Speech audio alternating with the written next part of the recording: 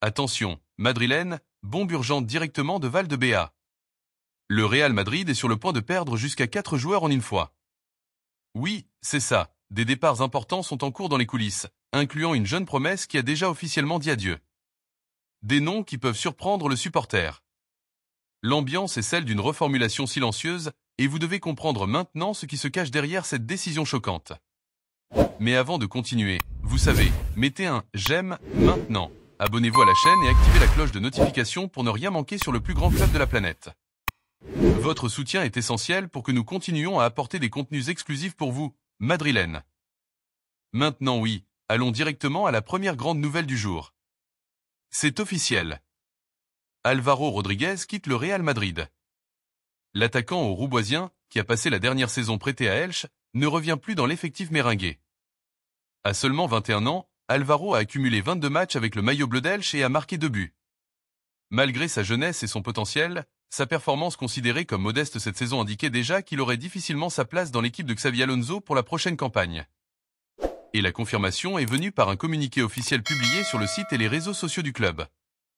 Le Real Madrid et Elche sont parvenus à un accord pour le transfert de notre joueur Álvaro Rodríguez.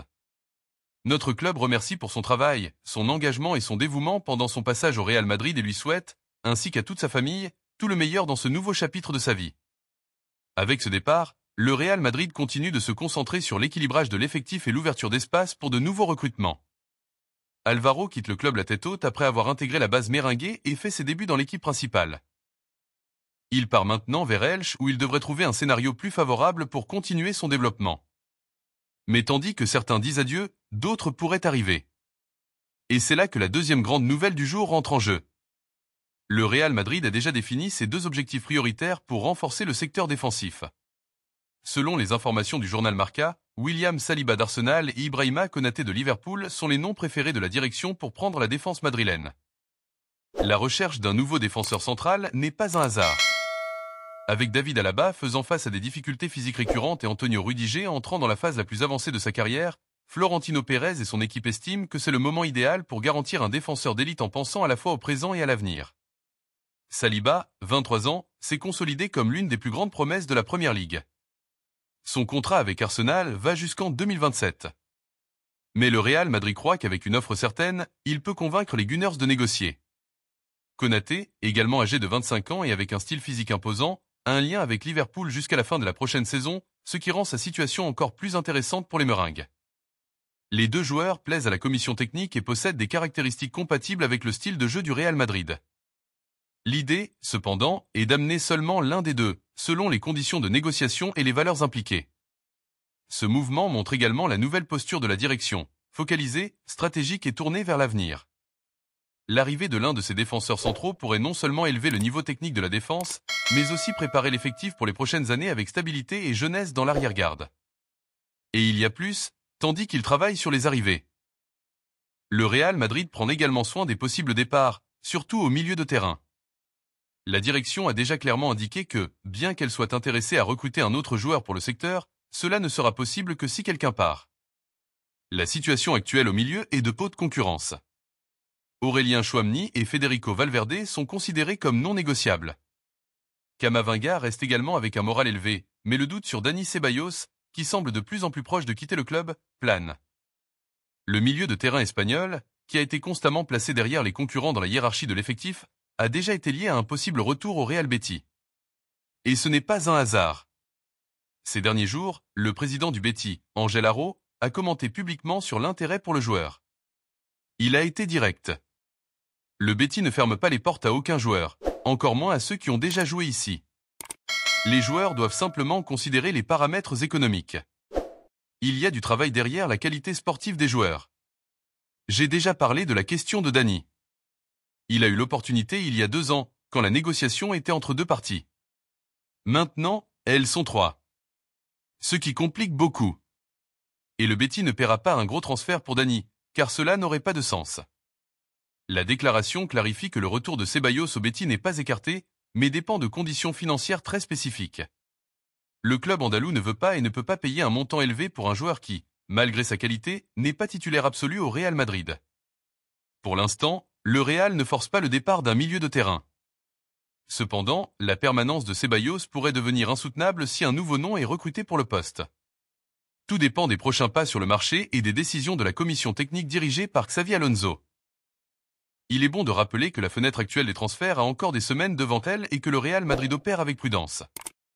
4 nouveaux recrutements ont déjà été réalisés cette saison, complétant le quota de 25 joueurs de l'effectif principal. Pour qu'un nouveau nom arrive, quelqu'un doit partir. Par conséquent, les yeux se tournent maintenant vers les possibles adieux, impliquant Ceballos et d'autres pièces moins utilisées. En même temps, la direction continue de surveiller attentivement les situations contractuelles de Saliba et Konaté pour ensuite décider qui sera le nouveau pilier de la défense merengue.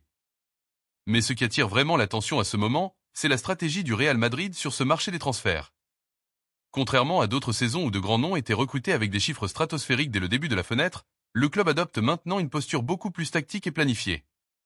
Cela a un nom et un prénom. Florentino Pérez.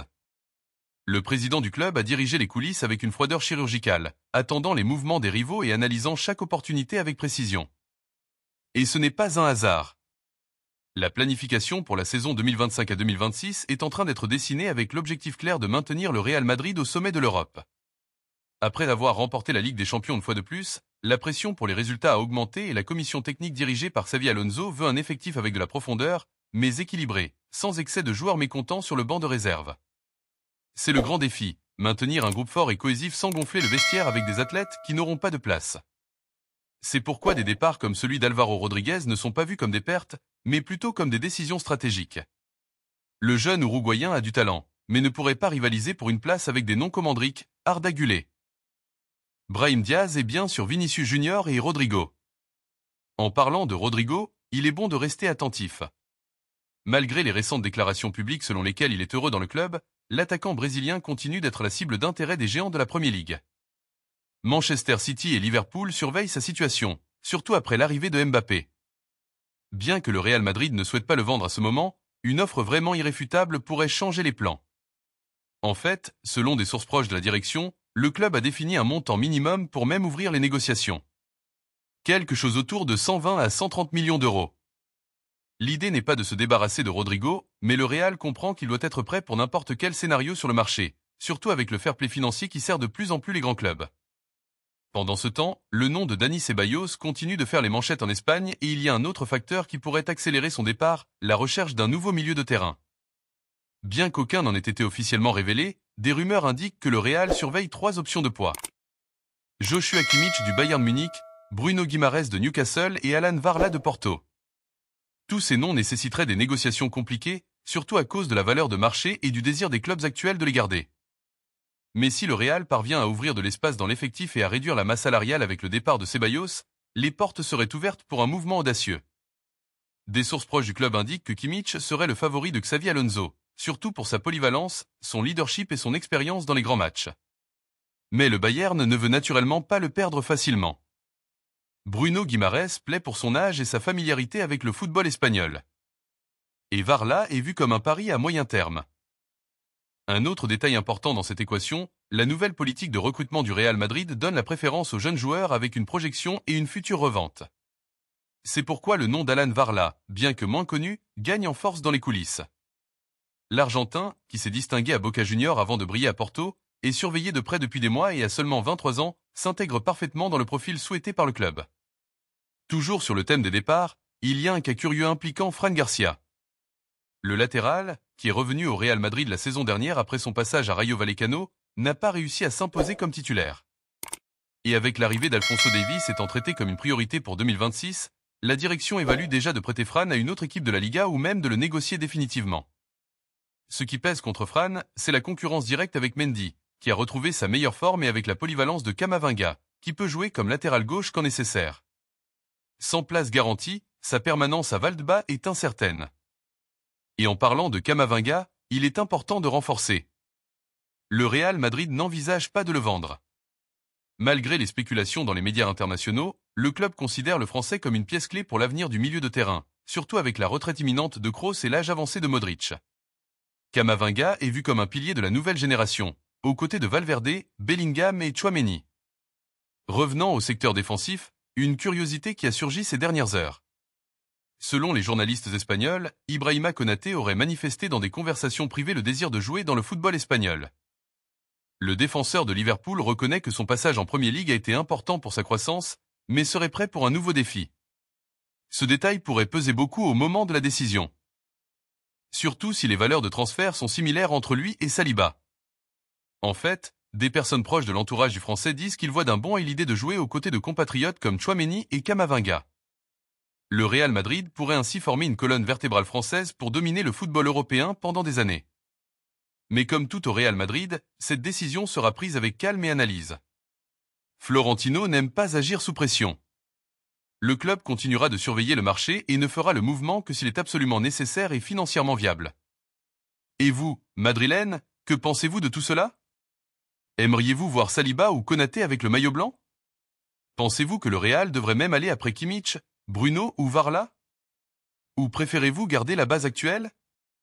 Laissez votre opinion ici dans les commentaires. Le débat est ouvert et nous voulons savoir ce que vous pensez de chacun de ces mouvements. Et bien sûr, si vous avez aimé cette vidéo, mettez un j'aime, partagez-la avec vos amis madrilènes et abonnez-vous à la chaîne pour ne manquer aucune nouvelle exclusive. Ici, vous êtes au courant de tout avec information, analyse et passion pour le plus grand club du monde. Merci beaucoup d'avoir regardé jusqu'ici. Nous nous reverrons bientôt avec une autre mise à jour chaude du Real Madrid. À la prochaine. Madridista.